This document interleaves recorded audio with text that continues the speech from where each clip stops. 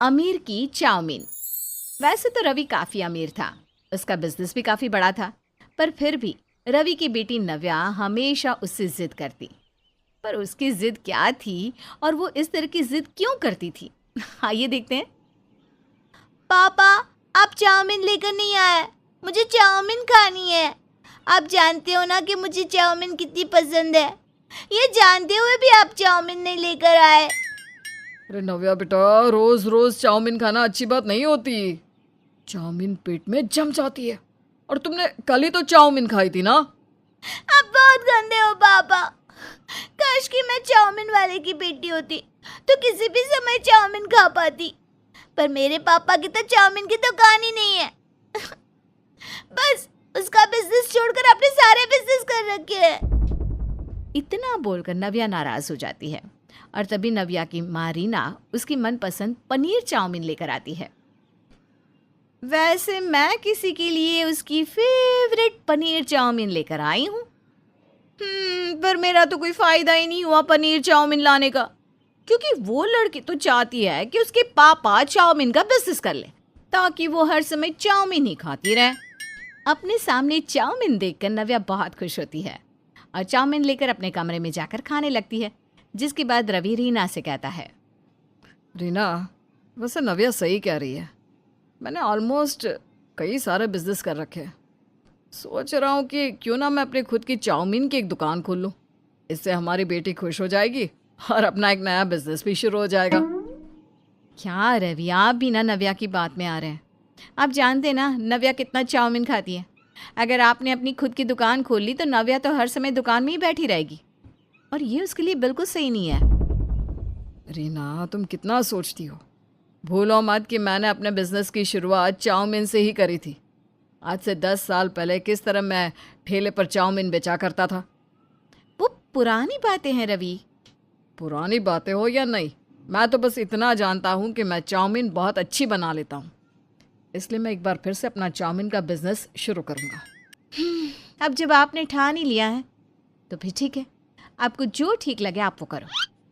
अब क्या था, रवि ने भी अपना पूरा मन बना लिया था कि वो अपना पुराना बिजनेस दोबारा से शुरू करेगा और इसीलिए रवि बहुत जल्द अपनी छोटी सी चाउमीन की दुकान खोलता है, जिसका नाम वो नव्या चाउमीन रखता है। पापा, आप यहाँ खुद खड़े होकर चाउमीन बनाओगे? हाँ बेटा।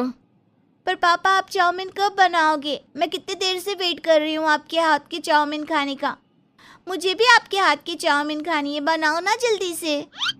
थोड़ा सब्र कर लो बेटा, पहले दुकान का उद्घाटन हो जाए। हाँ, पहले दुकान का उद्घाटन होने दो, फिर दोनों बाप बेटी बैठकर चाउमीन बनाना और खाना। रीना की ये बात सुनकर रवि और नव्या हंसने लगते हैं। बहुत जल्द दुकान का उद्घाटन भी हो जाता है और रवि चाउमीन बनाकर बेचने लगता है। अब नव्या स्कूल से आते ही अपने पिता की दुकान पर चली जाती और अपने पिता के साथ बैठकर चाउमीन बनाना सीखती। वाह पापा, आप कितनी अच्छी चाउमीन बनाते हो और आपको तो कई तरह की चाउमीन बनानी आती है। पर पापा, मुझे चाउमीन बनानी कब आएगी? जब तुम बड़ी हो जाओगी। इस तरह से नव्या अपने पापा के साथ बैठकर चाउमीन बनाती है और समय के साथ नव्या चाउमीन खाना भी कम कर देती है। ये सब देखकर रीना को बहुत अच्छा लगता है। उनका सारा बिजनेस काफ़ी अच्छे से चल रहा था। अब ऐसे ही कुछ समय बीत जाता है और नव्या बड़ी हो जाती है। एक दिन अचानक से दुकान में आग लग जाती है, जिसमें रवि की मृत्यु हो जाती है। माँ, तुम रो मत, सब ठीक हो जाएगा। कुछ ठीक नहीं होगा नव्या बेटा। अब तेरे पापा का बिजनेस कौन संभालेगा? धीरे धीरे करके हमारे सारे बिजनेस ठप पड़ते जा रहे हैं। रीना को कुछ भी समझ में नहीं आ रहा था कि वो इतनी बड़ी मुसीबत का सामना कैसे करे। तो वहीं दूसरी ओर नव्या को भी बिजनेस की इतनी नॉलेज नहीं थी कि वो अपने पिताजी के बिजनेस को संभाल सके और इसीलिए एक दिन नव्या अपनी माँ से कहती है, माँ, मैं नहीं जानती कि पापा के इतने बड़े बिजनेस को कैसे संभालूं, पर मैंने सोच लिया है जिस तरह से पापा ने चाउमीन से अपने बिजनेस की शुरुआत करी थी, ठीक उसी तरह से मैं भी चाउमीन का अपना बिजनेस करूंगी। पर नव्या बेटा, हमारी दुकान जल चुकी है और हमारा बिजनेस भी डूबता जा रहा है। हमारे पास अब इतने पैसे नहीं कि हम इतनी बड़ी दुकान को दोबारा से चालू कर सकें। माँ, तुम फिक्र मत करो, मैं अपनी चाउमीन की दुकान नहीं खोलूंगी। बल्कि मैं एक वैन में चाउमीन बनाऊंगी और अपनी वैन चलाकर गली गली में चाउमीन बेचूंगी। मैंने सोच लिया है, मैं अपनी चाउमीन वैन का नाम अमीर की चाउमीन रखूंगी। अमीर की चाउमीन? हाँ माँ, क्योंकि पापा सिर्फ पैसों से ही नहीं, दिल से भी अमीर थे।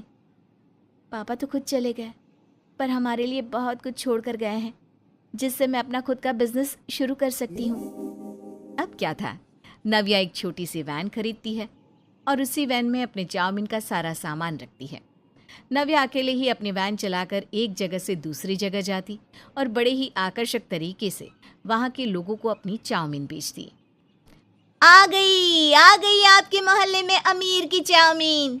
अब आप लोग भी घर बैठे अमीरों की चाउमीन खा सकते हैं, जो बड़े बड़े रेस्टोरेंट में मिलती है। आइए आइए आइए।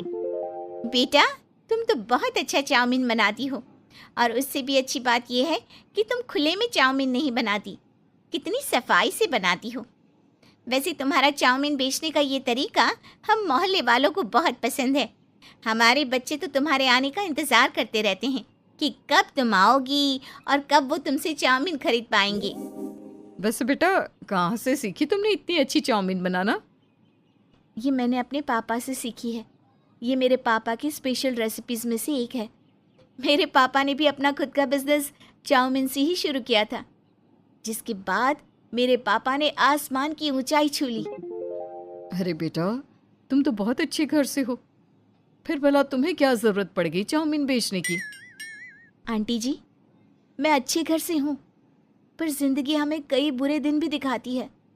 बस ऐसे ही कुछ बुरे दिन मैंने देखे, और इसलिए मैंने ये नया तरीका निकाला चाउमीन बेचने का, ताकि कम से कम समय में मैं ज़्यादा फेमस हो सकूं।